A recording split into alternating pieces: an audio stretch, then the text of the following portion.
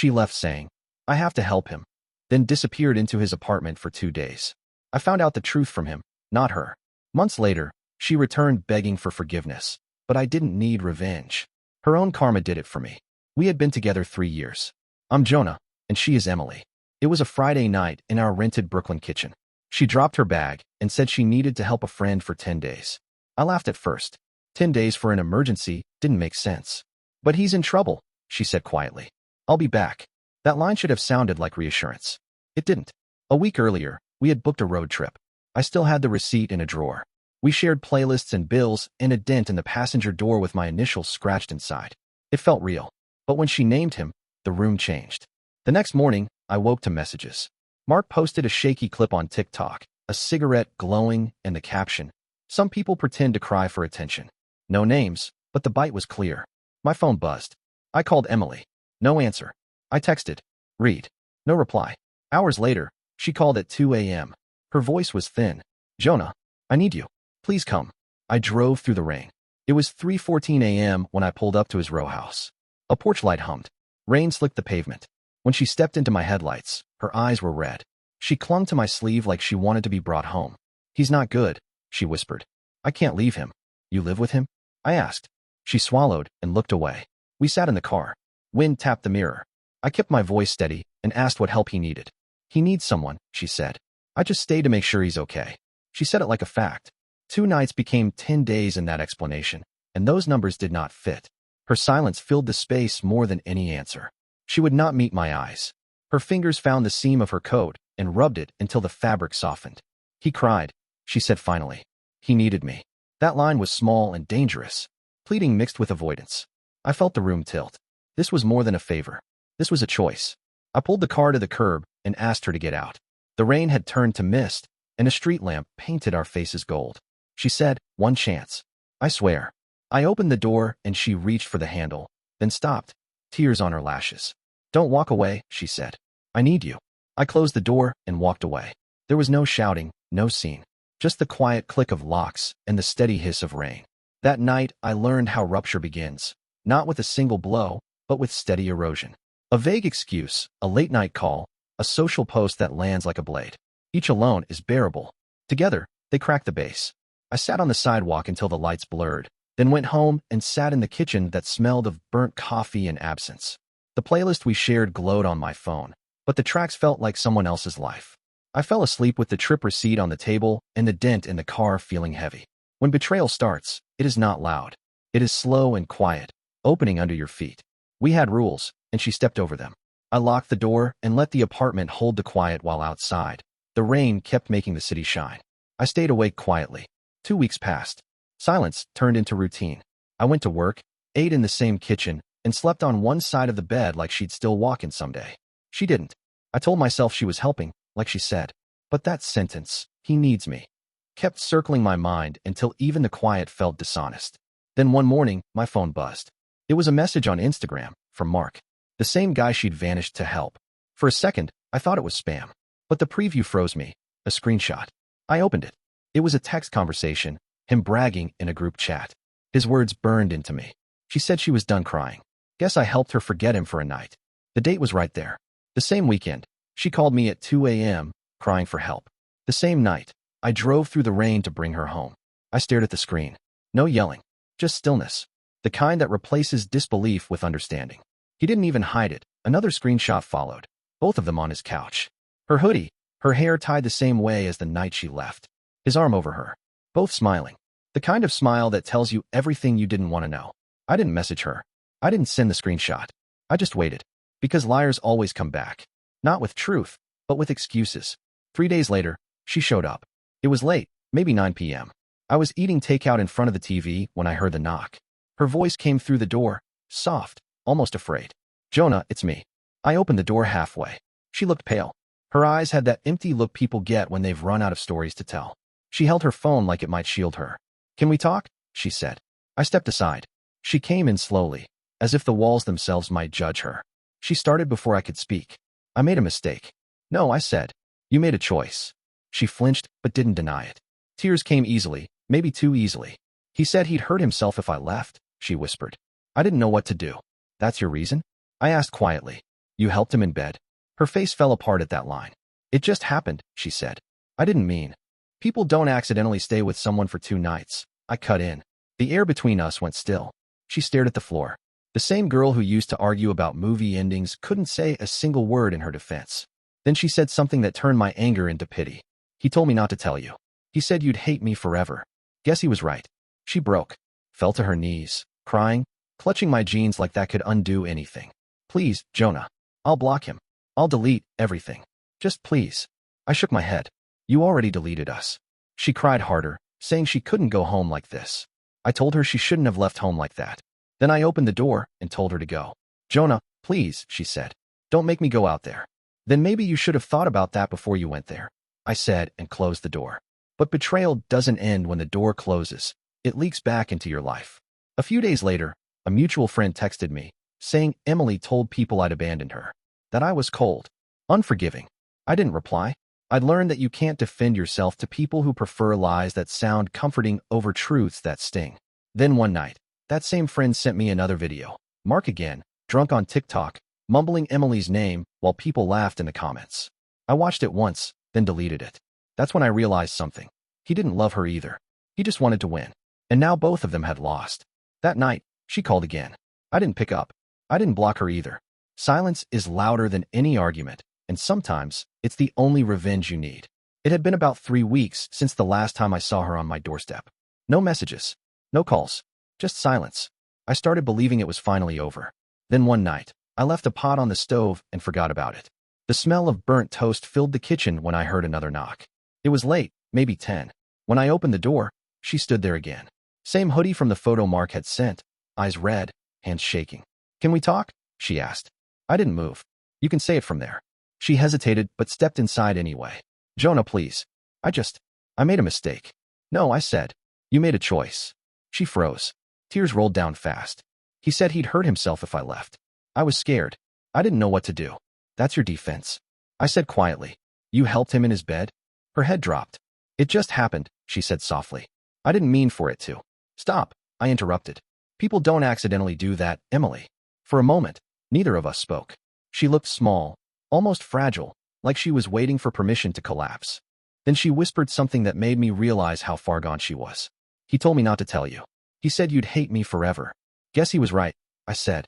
She broke down completely, fell to her knees, crying, gripping my jeans like that would change something.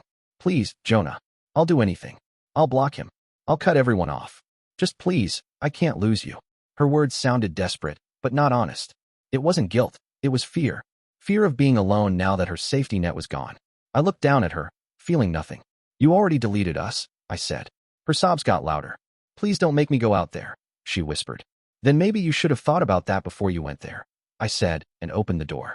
The sound of rain returned, same as that night weeks ago. She hesitated, staring at me like she still didn't believe it was really over. I didn't move. She finally stepped out, and I closed the door behind her. The silence afterward was heavier than any argument we ever had. But betrayal never ends cleanly. A few days later, mutual friends started texting me, asking if it was true that I'd abandoned her. Apparently, she told everyone she'd gone through a breakdown, that I was cold and unforgiving. I didn't bother explaining. I'd learned something about people. They don't want truth. They want stories that make them feel better about themselves. Then one of my friends forwarded me a video, Mark again, live on TikTok. He was half drunk, playing a song and muttering Emily's name while his chat spammed laughing emojis. The comments were full of questions like, who's Emily? And is this the same girl? I didn't even finish the video. I turned it off halfway through and sat in silence. That's when I realized something. He never cared about her. She was just another win to him, another story to brag about. And in that realization, I found peace. That night, my phone lit up again, her name. I let it ring. Again, and again. Then it stopped. I didn't block her. I wanted her to see the message status change from delivered to seen, and nothing after. Silence cuts deeper than words ever can. I sat in the quiet, watching the rain against the window, thinking about how strange endings are. They never arrive all at once. They just fade into the noise until one day you realize it's over. She taught me something that night. Love built on lies doesn't end with screaming. It collapses quietly, under its own weight. 8 months passed before I heard her name again. By then, my life had settled into something simple. Work, gym, late-night takeout, quiet evenings. No crying calls, No explanations that went in circles. I didn't check her social media anymore. I didn't care to. Peace had finally moved in where chaos used to live. Then one cold Saturday night in February, my doorbell rang. When I opened the door, I froze for a second. It was her. Emily. Her hair was shorter, her eyes dull and tired. She held a paper bag with a bottle of wine and something wrapped in foil. "Hey, Jonah," she said, voice unsteady. "Emily," I replied flat. "What do you want?" She looked down, forcing a faint smile. "Just wanted to talk. One last time." I should have closed the door. I didn't. Closure always feels like a good idea until you realize it's just another way to reopen old wounds. I let her in. We sat at opposite ends of the couch, distance heavy between us. She looked around the room like it was a place she no longer recognized. "You changed the curtains," she said quietly. "Yeah," I said. "Needed less red in my life." The line hit her, I could tell. She stared at the floor, breathing unevenly. Then she started talking, words spilling out like someone who'd rehearsed them for months. "I thought I loved him," she said. "But it wasn't love. It was guilt. He said he'd hurt himself if I left," and I panicked. I didn't know what to do. I stayed quiet. She kept talking. "He threw me out a month later. Told his friends I was easy. My family found out. Everyone I knew, they all looked at me differently." I cut her off. "You didn't lose me," I said. "You threw me away." Her lip quivered. "I didn't mean to. I thought you'd understand." "Understand what?" I said, standing. "That you chose a guy who mocked you online over someone who stood by you for 3 years?" She looked small, broken in a way that didn't inspire pity, only recognition. She wasn't the same woman I once knew. She was someone who'd finally realized the cost of her decisions. The silence stretched until it became a language of its own. I poured myself some water, sat down again, and watched her. She couldn't meet my eyes. Finally, she whispered, "You changed. You sound so calm now." "I had to," I said. "You took enough noise with you when you left." Her eyes filled up again, but I didn't move. I didn't reach out. The part of me that used to save her was gone. She opened the paper bag, pulling out the bottle of wine.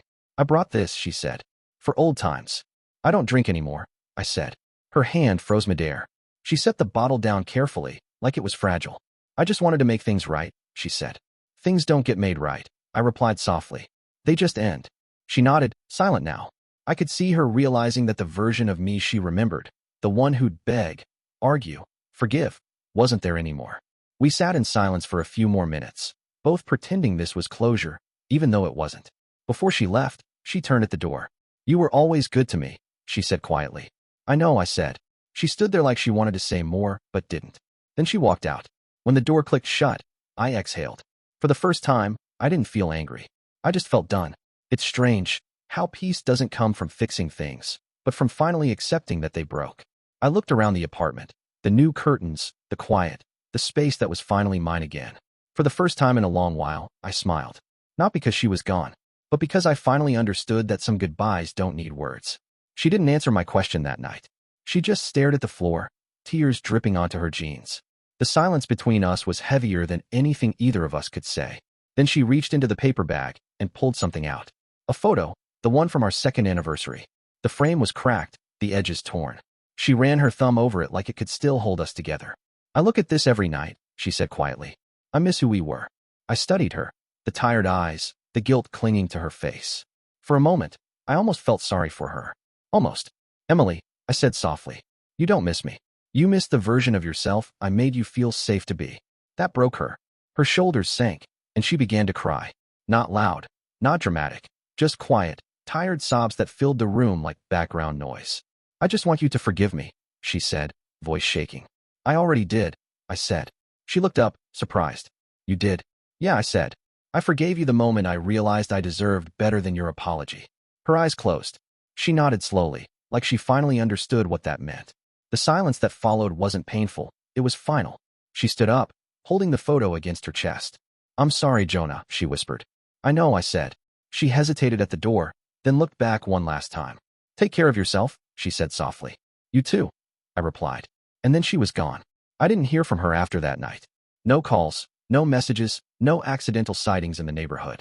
It was like she had disappeared completely. 6 months later, a mutual friend mentioned that Emily had moved out of the city. Apparently, Mark's reputation caught up with him. Another girl had come forward. Same story, same manipulation, same ending. He lost his job, his friends, and whatever small bit of fame he had online. I didn't feel vindicated. I didn't feel sorry, either. Some lessons teach themselves without your help. Then, Just when I thought her chapter was finally closed, I got one last message. It was late at night. My phone buzzed, a DM from an unknown account. No profile picture. No name. Just 3 words. You were right. I stared at it for a while. I didn't reply. I didn't delete it either. I just let it sit there, a reminder that some apologies come too late to matter. She left saying she had to help him, but in the end, she couldn't even help herself. She lost her peace chasing someone else's chaos. I found mine by walking away from both. It took me a long time to understand that revenge isn't about hurting someone back. It's about reclaiming your calm, letting their guilt do the work for you. I didn't need to destroy her life. Her choices already did that. And now, when I think of her, I don't feel anger. Just distance, the kind that comes when something finally stops mattering. She taught me that peace isn't loud. It's quiet mornings, clean rooms, and the kind of silence that doesn't ache anymore. That's the thing about betrayal. It burns for a while, but eventually, it lights the path you were always meant to take alone. So here I am, months later, with no messages left unread, no memories left to fix. She got her karma. I got my peace. And in the end, that's the best kind of revenge.